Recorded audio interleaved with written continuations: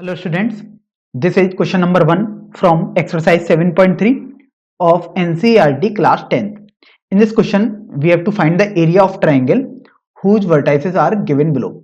In first part, vertices are 2, 3, minus 1, 0 and 2, minus 4. तो देखिए अब हमको ट्राइंगल का एरिया निकालना है जिसके वर्टाइसेस आपको ये दिए हुए हैं. तो देखिए सबसे पहले तो फॉर्मूला हम देख लेते हैं. ट्राइंगल ABC का एरिया देखिए ये आपके पास होता है 1/2 x1 y2 minus y3 plus x2 y3 minus y1 plus x3 y1 minus y2. ये आपके पास एरिया होता है. अब यहां पर बात आती है कि x1 x2 x3 और y1 y2 y3 आखिर क्या होने चाहिए. तो आप इसमें से किसी भी पॉइंट को जैसे x1 y1 मान लीजिएगा, किसी दूसरे पॉइंट को आप x2 y2 मान लीजिएगा. ये पूरा आप पर डिपेंड ही कर रहा है. और इसी तरीके से आप किसी को x3 y3 करके मान लीजिएगा. तो अगर मैं पहले वाले पार्ट की बात करूं तो बेसिकली एरिया जो होगा वो आपके पास हो जाएगा 1/2.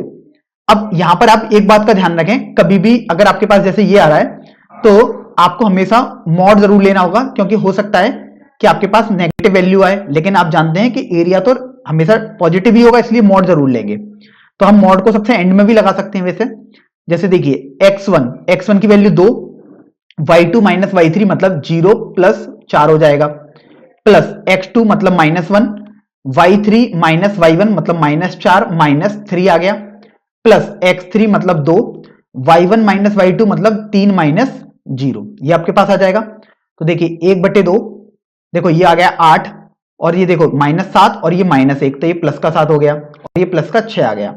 तो इस तरीके से आप देखो आपके पास ये 21/2 आ जाएगा, या आप इसको 10.5 स्क्वायर यूनिट्स लिख सकते हैं. तो ये आपके पास पहले पार्ट का आंसर हो गया. Now coming to the second part. In this part we are given 3 points also. This is x1, y1, x2, y2 and this is x3, y3. तो अब हम देखो यहां पर भी फॉर्मूला लगाते हैं. तो एरिया इक्वल टू 1/2 x1 की वैल्यू -5, y2 माइनस y3 मतलब -5 -2 आ गया, प्लस x2 मतलब 3, y3 माइनस y1 मतलब 2 प्लस 1 हो जाएगा, प्लस x3 मतलब 5 और y1 माइनस y2 मतलब -1 प्लस 5. ये आपके पास आ गया. अब यहां से थोड़ा इसको सिंप्लीफाई कर लेते हैं. तो देखिए ये आ जाएगा 1/2 -7 and -5 multiplied it gives 35. Now 3 into 3 will be 9 and 4 into 5 will be 20. तो देखिए ये आपके पास आ जाएगा 1/2 into 44 और 20 मतलब आपके पास 64 आ गया.